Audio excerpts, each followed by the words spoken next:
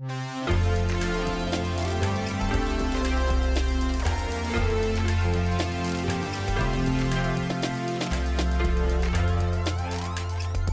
friends, and welcome to the June 16th edition of Weekly Witness, Texas Impact's weekly opportunity for mainstream Texans of faith to learn about policy issues here in our great state and have a conversation about how you can engage in that process. My name is Scott Atnip, your host and Texas Impact's Director of Public Witness, and today we continue our summer fun with a second installment of our four-part series on public education. It's summer vacation for many, but we have homework for you to support Texas public schools. Spoiler, the goal is to prepare you to meet with your elected representatives and candidates for office, so take notes. Rejoining us today will be one of the state's leading experts on public school policy, Ellen Williams, an attorney and public school expert with 35 years of experience in and around the Capitol. Ellen will be followed by Texas Impact Board President Beaman Floyd. And to kick us off, the weekly word today is a familiar name to many of you, our former colleague and friend, Reverend Krystal Leedy, who spent time herself in Texas public schools this past year. But before we start, a couple of quick thoughts at the top. I'll continue to say it throughout the series, but there are a lot of important issues to consider this general election season. We have real issues we need to address to improve the lives of Texas children, families, and communities, and we will have real threats to the same. But too often, politicians will try to distract us with hot-button topics or red meat meant to inflame tensions. Texans of faith know better. We need to keep our focus on issues that are real, issues that impact actual humans in our communities. Public education is one of those topics. Public schools matter because it's a place where all kids can go to learn, to grow, to learn to become productive and thoughtful citizens and members of society. So we hope the series will give you the information you need to understand the issues and have conversations with your representatives. Let's work to keep the real issues front and center as we move toward the general election and legislative session. And we're going to have more opportunities to connect with you later this summer and fall with our Faith and Democracy events. So make sure you're signed up for our e-news at texasimpact.org and follow our social media channels so you don't miss an opportunity. And with that, here we go. Our weekly word with Reverend Krystal Leedy.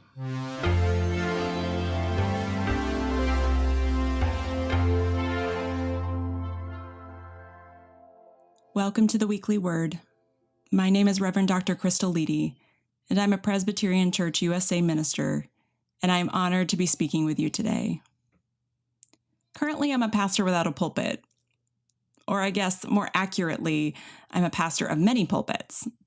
I've been doing pulpit supply, but my day job from February to May was a long-term substitute teacher at a middle school in the city of Austin. And yes, all middle schoolers are still trying to navigate life through experimenting and failing and getting up and trying again. And as a substitute teacher, you are not only witness to those moments, but sometimes the recipient of those moments of human failing.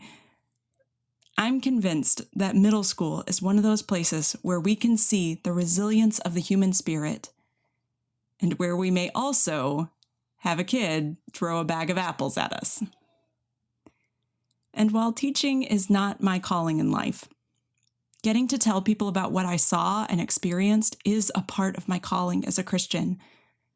Being a witness to what is happening in the world and telling others about it is a faithful calling. I witnessed educators that had been teaching students for over 20 years, and educators that had been there for less than a year, who offered so much advice and teaching that I was humbled with how little I knew about the system. I witnessed support staff who supported every aspect of how the school functions with very little recognition. I witnessed counselors holding safe havens in their offices, with lines of students out the door to get in. I witnessed administrators who were stretched beyond capacity, especially during standardized testing. And no one was getting paid enough. I got into substitute teaching because they begged parents to get involved and because it was a way to support my community. And then came Uvalde. And the email came the next day that we needed to get back to normal as quickly as possible. I have learned that it is a privilege to mourn as a community, and this was not the environment for mourning. I realized that I didn't want schools to get back to normal because normal is a group of people dedicated to the education of children, my community's children, who are underappreciated and undervalued, continuing to be underappreciated and undervalued. And Jesus does not underappreciate or undervalue anyone. Blessed are the poor in spirit. Blessed are the meek. Blessed are the merciful. Jesus tells us to honor those who are not honored. And no, I'm not talking about donuts for Teacher Appreciation Week, even though those were nice. I'm talking about real honor for those who are teaching our children how to be resilient and compassionate adults. I got to witness a part of my community that I don't normally get to witness and meet some of the most compassionate people I have ever met. It takes a lot to work in a middle school. Our faith communities need to be offering them all the help we can because normal isn't working anymore. One of the ways that we can offer support is to hear stories, real stories, and to pass those stories along to people in power. Texas Impact can help us do just that. You have a story to tell. And as people of faith, we stand in the blind spots. We speak to what we witness and experience, and we continue to look to a great God to give us the words to say, even when our voices shake. Friends, in our public schools, normal isn't working anymore, and it's time to say something. Let us live into our God-given resilience. And maybe not throw a bag of apples, but have our voices heard. Thanks be to God. Amen.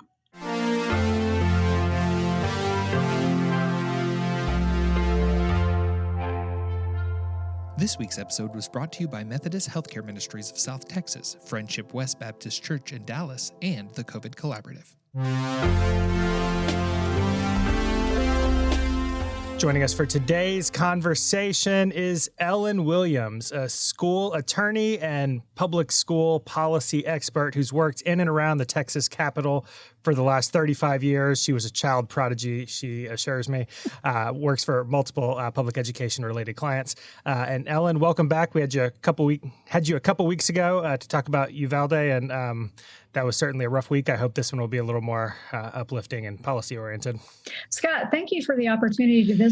And I appreciate so much what you and Weekly Witness are doing.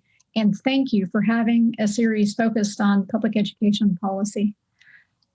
It is an important conversation and will continue to be as we move towards both November and January. But before we jump in, well, I guess maybe partially related to the Texas legislature, we talked a couple weeks ago about Uvalde. I wonder if you can give us any updates in terms of where we're going both at the state and federal level. I'll note for listeners, we are recording this on June 14th, so things might change before it goes live. But where are we in terms of the response? Well, one of the most pressing policy issues right now for schools is the safety of our children and teachers and the prevention of another Uvalde. We saw a lot of copycats after the Uvalde massacre. And our public schools this summer are working hard on safety protocols and training. They have been for years. After Uvalde and Buffalo, it does sound like Congress may take some meaningful action on gun safety, which in turn could lead to states taking action on issues like red flag laws to temporarily keep guns from dangerous individuals. Back home in Texas, we've seen the Texas House's investigatory committee starting to take testimony from law enforcement on the Robb Elementary massacre, and state leadership is having discussions about using budget execution authority during the interim to further enhance school safety. That's where they can move money during the interim without being in legislative session. It might be productive for them to increase the school safety allotment that was created after the 2018 Santa Fe massacre, and that would help local schools plan and address local needs by the time school starts in the fall. So we have time to keep having those conversations on school safety, on guns, on all of these important issues. But I also want to, as we enter into this public education series, think some about teachers. And we're going to have a guest during the series that represents teachers and their interests. But it's been a long few years. It has. For teachers in the state of Texas. And I know Texans of Faith are committed to ensuring that we have quality public schools here in the great state of Texas. And in order to do that, we need to have happy teachers who are able to serve well. Where are we on teachers, and how can we be supporting their important work? Yeah, thank you for the question. Like a lot of other kind of sectors, schools are experiencing severe teacher turnover and shortages like I've never seen. We need more respect and more love for our educators. And again, more resources to retain and attract and to grow great teachers. This is going to be one of the biggest issues next fall when kids go back to school. What's the status of teaching, and what is the status of teachers returning to the classrooms? What do the shortages look like? Will there be enough quality educators returning? And so this is going to be one of the biggest education issues, I think, in the 2023 legislative session as well. It goes back a little bit to the school finance front. We've seen kind of efforts worldwide that inflation is having, and schools likewise are dealing with inflationary pressures. And we have a school finance system, though, that doesn't always recognize inflation in costs. The legislature did great work in 2019 in improving school finance and recognizing the real costs of education and setting the level of funding. But several decades of school finance have taught me that school finance can be like a Ronco TV infomercial. Set it and forget it. So adjusting formulas for inflation, which will actually allow school districts to increase pay for teachers who have also likewise experienced inflation, could be a consideration for the 2023 session. So do you think in terms of the teacher shortage, that is the big issue, is just funding public schools and making sure they're getting paid? It's also increasing and improving the pipeline and having more teachers want to go into teaching and supporting those teachers as they go through that process of becoming teachers, and then making sure that as they move into the classroom, that they are supported and retaining teachers. So there's a whole lot of different moving pieces there, and it's a critical issue for our students. I know along those lines, in terms of funding public schools, one of the things that Texas Impact of the Faith community has been pretty steadfast about over the course of, our almost 50 years of existence, has been that public dollars should be used for public schools. And that has historically been the case here in Texas. But I know there have been efforts and statements made over the course of the last few months that there are some in power who might be interested in promoting private school vouchers. How are public school experts responding to that? Well, I have respect for our state leaders who are advocating those positions, and I know that they do approach this issue from a place of faith. But likewise, our educators approach this issue from a place of faith. Our educators approach this issue from a deep love of children and a love of the common good. Our educators have an appreciation of the value of our public schools in bringing together children from all walks of life to learn together. And our educators view their work as a calling, as a mission. They're living out the command to love your neighbor as yourself. And our public school districts support all children, including those children who have the most vulnerable backgrounds and children with the most vulnerable disabilities. Private schools, on the other hand, don't have to follow the same laws and rules on kids with special needs, for example. Private schools just aren't under the same kinds of laws as public schools are. And if we create an entire new system of public funding for private schools, it's really complicated. I worked on legislation on this 27 years ago when I was general counsel for the revision of the education code. And here's just a few of the issues. Should the system be outside of the current public school parameters of financial accountability and academic accountability? Should the state let taxpayers know how potentially billions of tax dollars are being used? Or will we have one set of rules and high transparency for public funds spent for public schools and no transparency for public funds spent on private schools? Do parents have a right to objective information about the school, like how students perform and what certain schools excel at and how many kids are in their first grader classroom and what teacher qualifications are in that school? Or will it be a system where any child can apply? Is it the parent's choice or is it the school's choice? In other words, will there be an exclusive school that chooses its students and excludes others? Will these publicly funded schools outsource and cost shift the burden of twice a day pickup transportation and take your kid to school and pick up your kid, and effectively deny access to many kids simply because of their parents' circumstances? And likewise, will the voucher amount cover the cost of the school?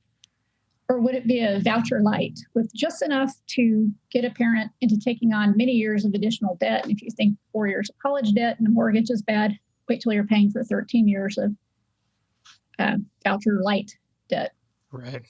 There's other questions. Will there be laws to protect kids, like requiring criminal history checks on staff? And if there's an issue, will the school's governance protect kids like elected and accountable school boards do? Or will it circle the wagons to protect the school's reputation or the owner at the expense of kids? And if the school goes belly up, how are kids protected? These are just a few of the questions that lawmakers would need to consider, just a few of the questions to protect kids, parents, and taxpayers.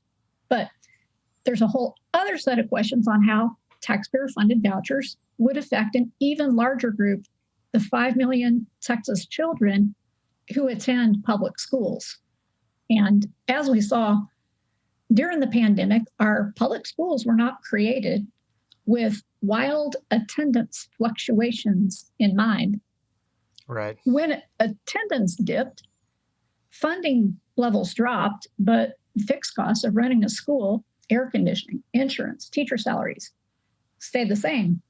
And thanks to state leaders and legislators creating a hold harmless to cover these fluctuations, our schools didn't have to suffer these losses. And as we've already seen with charter schools, school districts' programs and services can be badly harmed by sudden drops in attendance.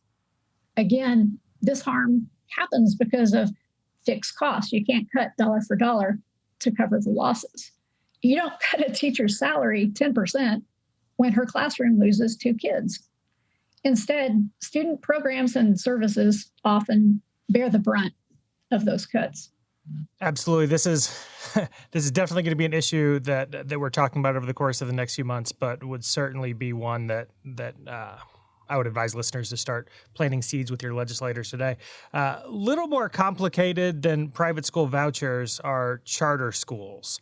Can you help us understand the charter movement, and are there aspects of charter schools that faith communities could or should be especially attentive to? Sure. Open enrollment charter schools were created 27 years ago in the big revision of the education code that happened in 1995.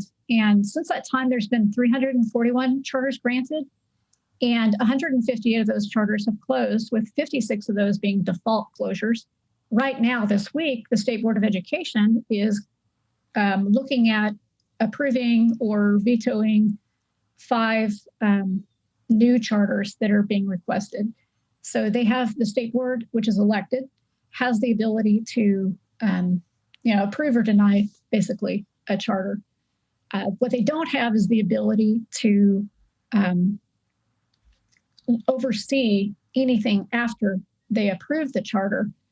Many charters have multiple campuses, and unlike a school district with elected boards that solicit public input on where to locate a site and hold an election to build new campuses, charters have self-selected boards that decide where to open new campuses, and they can ask one person, the Commissioner of Education, for quick permission to open an unlimited number of new campuses. And from 2010 to 2021, 886 new campuses for charters were approved. And these campuses pop up literally overnight with little notice to the public and often right next to existing school district campuses or even other charter campuses. And this impacts the existing campuses in the way I described earlier and can lead to program cuts for existing schools. Another issue I described earlier is self-selected governance. Charters have self-selected board structure, and that doesn't provide much accountability for tax dollars or for kids. It took one charter board a handful of minutes to give the okay for millions of dollars for its executors to have a charter jet for their charter school. They reversed this decision after public criticism, but today that charter spends millions on advertising, including Super Bowl ads, while having a first grade class size average of 43 students. 43 students in first grade. And the state average is 18. We need more transparency and accountability for charter schools to ensure kids are prioritized. In 2020, charters spent $646 less per student on instruction than districts, even though most charters get an average of $1,150 more per student than their neighboring urban and suburban districts. And too many charters provide students with no transportation. As I mentioned before, this is a form of selecting the kinds of students who won't be served, the students whom the charter is, in effect, passing by on the other side of the road. Too many charters serve vastly fewer students with disabilities. All public schools are required to transport certain kids with disabilities under federal law, but of the state funding provided for this purpose, charters account for only 0.8%. So even with extra funding, with a more selective student body, charters have consistently shown lower STAR performance than school districts. 27 years ago, the legislature named these schools open enrollment charter schools.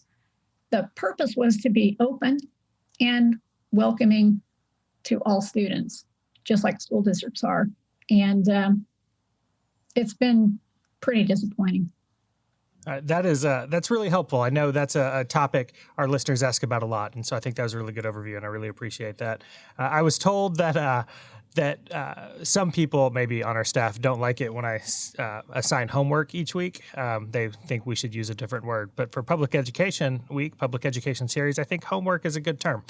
Do you have any homework you'd like to leave our listeners as they prepare to meet with their legislators, their representatives, and their elected or their candidates for office this summer and fall? I think it's very important to talk to legislators now, because when it gets to be January of an odd-numbered year, the legislators tend to be very, very busy. So now is a good time to visit with folks about issues that are a concern for you, and to really get in and have meetings with folks now on the front end. Legislation, they'll start drafting legislation, and some folks are starting to draft legislation now. But that'll lead up to the legislative session. And I think it's just an important time, and this will be a very important legislative session coming up. Is the general message now, if you're meeting with the legislators, do you get specific, or is it basically, as a person of faith, we support our public schools and expect you to do the same and not divert dollars? What's your message if you're having that meeting right now? I think that's a good message. Oh, easy enough. All right. Anything else? Any closing thoughts? Any shameless plugs you'd like to leave us with today? Well, I really appreciate your having me on, and I appreciate your having a series on public education policy. All right. Well, Ellen, we appreciate you. Twice over the course of a month we've had you on. So thank you so much for your willingness to spend the time, and we'll maybe look forward to more conversations as the legislature prepares to convene. But we have our homework for today. Thanks for all you do, and thanks for the time. Thank you.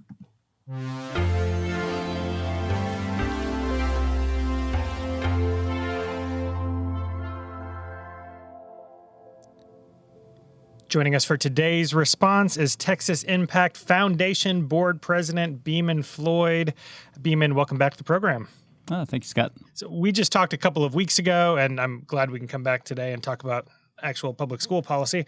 You had a chance to listen to Ellen Williams in her conversation, and I want to start out by asking, because she talked a lot about vouchers, she talked about charter schools, and those are certainly issues you know a lot about, but that's all happening within a political context that is heading towards maybe contentious elections in November and a legislative session in 2023. So I just want to see if you have anything to add to that piece of the conversation. Yeah, I mean, I think, first of all, thank you to Ellen for chatting with us. She is one of the foremost experts on this thing, as you observed when you were talking to her, but I am always ready to she's great. Reinforce that. I love Ellen. Yeah, I mean, I think that part of what really comes through when you listen to Ellen talk about sort of the compare and contrast of private schools and public schools and charter schools is that public schools are really the foundational structure of education in Texas. If you think about the constitutional duties that Texas has to provide this general diffusion of knowledge, even though that term is somewhat vague and oft litigated, as we know, it's also pretty clear. It's not that complicated. If you drive around Texas, if you go to rural places, if you go to urban places, if you go to suburban places, the schools, the public school buildings, the public school infrastructure, the public school communities, the public school activities are really foundational to community. And so I think that looking at that as a consumer marketplace instead of as a foundational community enterprise, a collective effort that we make to be in community with each other, I think looking at it as a consumer thing is wrong. I think looking at it as a foundational structure is correct. Right. And I think if you run everything that Ellen said about charters and private schools through that filter, it really makes sense. That the first and foremost thing that we should be doing with public money, probably pretty much the only thing we should be doing with public money, is making sure that we have this community structure that is part of an effort that we're all making together to be in community. It's what democracy is about. It's what being a U.S. citizen and being a Texas state citizen is about. There's some things that we do together that are not markets, but are instead foundational structures, and public ed is one of those things. It's interesting that you say that, because one of the phrases we keep hearing from advocates of diverting public school funds is the money should follow the child. And right. That phrase in and of itself commoditizes the child, right? Sure. Yeah. And I think that that's part of the problem that we have with this whole thing is public education is pooling the interests of people, right? It's not again, you get this much money, now go and do your thing.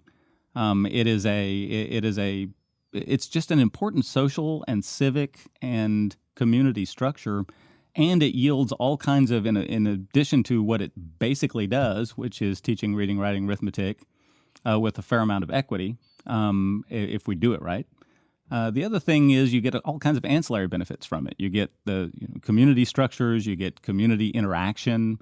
We've seen time and again that schools become absolutely critical public centers in disasters and in any challenges that communities face. Schools tend to step up.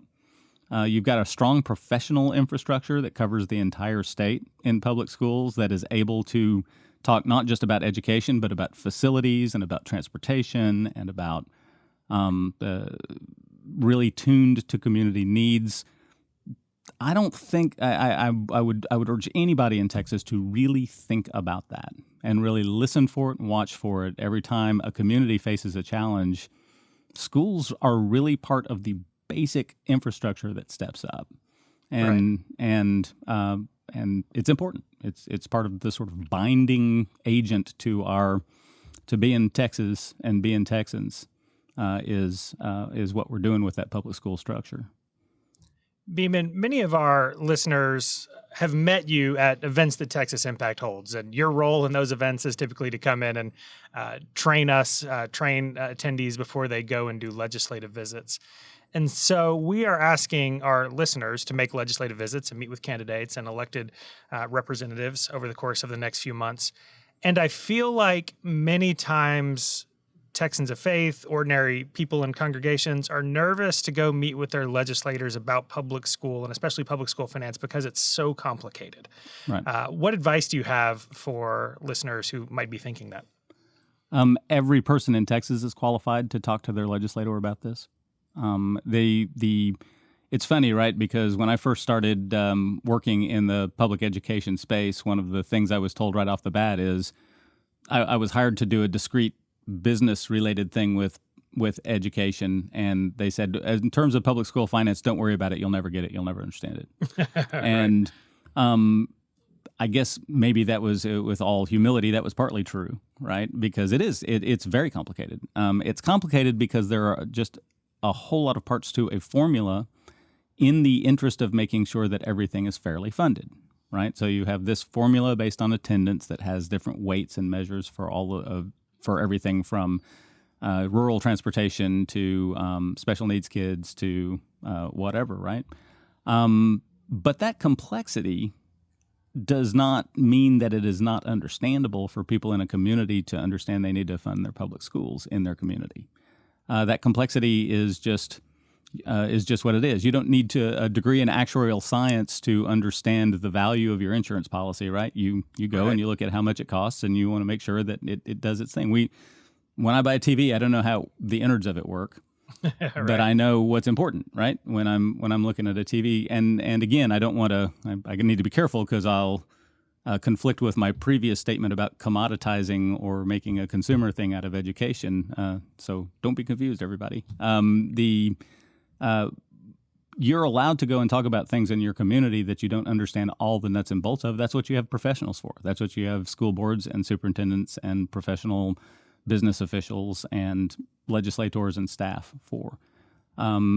You, as a Texas citizen, are allowed to go in and talk about things that are relevant and important to your community. If you think you know something about the schools in your community, if you've participated, if you've been a student, if you've been a teacher, if you have been the parent of a student who's gone through it, if you see the action that your school has taken in the community, then you understand its value.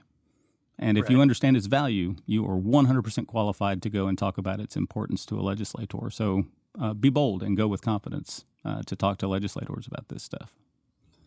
And we all have values that we hold dear in terms of public education. And so what might those sound like? What might a conversation with the legislator sound like right now besides just valuing public education? You know, I think one of the things that's really important about public education, one of the things that's been very difficult is the tension between overall quality in public education and a community's ability to be self-guiding about the schools in their community, right? That we went through a really substantial rethink of how to measure and evaluate schools in the late 1990s and early 2000s with standardized testing and the sort of concept of standardization that was born of the idea that some schools were either asserting they were doing a good job or actually thought they were doing a good job when they really weren't. And that led, I think, to the needle swinging way too far away from community understanding and community evaluation of schools and to this very centralized concept of the expert evaluation, right? And Texans didn't like it. This was the TOS testing, the high stakes testing that we have since begun to retreat from to a certain degree, specifically because communities want to do things in their schools and they couldn't do them because everybody was having to teach to the test. Right. And I think that is not just in that discrete space of testing and evaluation. I think it's in the general space of communities understanding what's important in relation to their schools. I think we need to go back to a space where we respect teachers and school administrators for the fact that they have devoted themselves vocationally. I think that we need to really step back from the hyper-politicization of schools and everything that's going on in schools. As you know, Scott, I know lots of teachers. I'm married to one. And one of the things that's really interesting that has just grown so much in the past 15 to 20 years are these really difficult interfaces with parents that are not pedagogical but really political, and it just sucks the life out of a teacher to have to worry about that all the time. I think and I think the response to that is the community saying, let teachers teach, let school board, let administrators administer. Give these people some professional respect, because it is a weird thing to work in a job where you are constantly being second guessed, where something that gets loose on the internet in North Carolina or Iowa or wherever suddenly just lands right in your lap when you've got a lesson plan and trying to teach the kids next Tuesday. And that is a hard thing to deal with professionally, and I think that we all need to extend some grace and move that message of grace in our communities, that we've got to really be respectful of this because it's real hard what they're doing. Yes, they make mistakes. Yes, we do have accountability standards. Yes, there are times when the community has to step in and say, man, this school is failing us and not doing a good job in whole or part. But that's different than this like deeply political, let's figure out how the school is failing, let's be upset about every little thing that public ed has had to deal with. It's just rough, and we need to make it less rough as a society in Texas. Amen. Beaman, just listening to you talk, and we hadn't talked about this in advance, but I asked David Thompson last week on the episode, Sure. How we can keep public education at the forefront of people's minds during election season, because there's so much noise and so many different topics that people are going to bring up, and there are going to be national conversations that come into play. But at the state level, a lot of what the legislature deals with is public education. And so how this might be an unanswerable question, but how can we keep public education and the importance to our communities kind of at the forefront of conversations during this heightened political time? Yeah, I mean, I would amend the question, right? Because I would say, how can we keep the real long-term proven value of public education to the forefront? Right. There's lots of, again, very political dialogue about pub ed that is very negative. The whole critical race theory conversation, for instance, that schools will be in political campaigns. People will be talking about books in libraries that they don't like. People will be talking about values related to equality that public schools embrace that they don't like. People will be talking about the way that the sort of general concept of public schools differs from their narrower space of affinity, and that's okay. I mean, it's the United States of America. People are allowed to talk about that stuff. They're allowed to voice their opinions. But what it has created in some measure is a distinctly negative narrative about pub ed. Pub ed is a problem, and we won't have any trouble finding that in the upcoming elections. Right. What we need is a lot more people who are willing to stand up and say, this place is important to our community. It has served our community well. It has a broad spectrum positive effect on our community. And there are always ways that we can improve or things that we need to worry about. And human institutions aren't perfect. But we're not going to sit here and trash it all day, every day. That is not the story of public ed. Right. The story of public ed is an alarmingly huge success, in my opinion, with places where we could improve.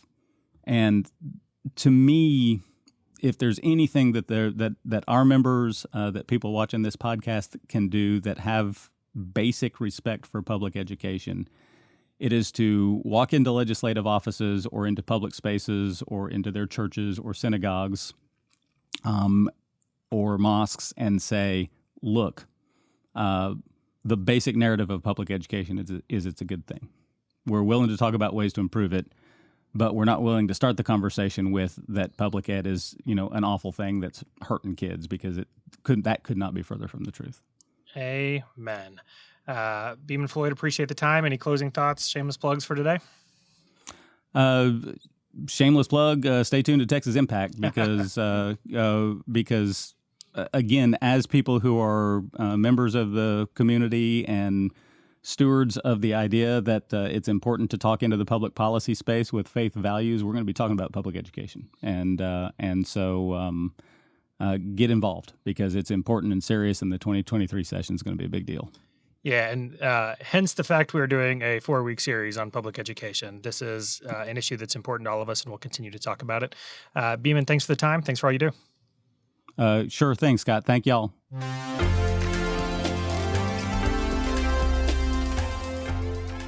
I want to thank our guests today, Reverend Krystal Leedy, Ellen Williams, and Beaman Floyd. But I especially want to thank you for tuning in. The kids are out of school, but our homework continues to make sure Texas public schools are strong for Texas kids. Again, I hope Texans of Faith stay focused on our communities, our schools, our kids, and creating the communities and world we want to live in. The summer is a perfect time for you and your friends and congregations to make a list of your priorities and values. So have those conversations, create a plan, and schedule a time to meet with your representatives and candidates. And most importantly, start now to create a plan to vote. We hope to equip you to do that. If you have questions or suggestions for the podcast, please reach out to me at scott@texasimpact.org. And with that, it's time to draw this episode to a close. If you've stayed with us this long, you must have enjoyed the content, so I hope you'll share it with your friends and congregations and leave us a rating or review. That way, even more of your friends can find us and join in the movement for justice in Texas. And y'all, there is a lot going on. So keep an eye on Texas Impact social media. We'll have announcements soon about Texas Impact's legislative agenda and upcoming events like the Faith and Democracy series. So make sure you're subscribed and following all the things.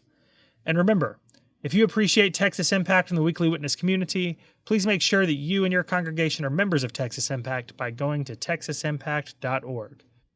There is a lot of noise out there, but your priorities are important. So let's get to work making sure that people are paying attention. The world needs Texans of Faith active and engaged. So let's get to work.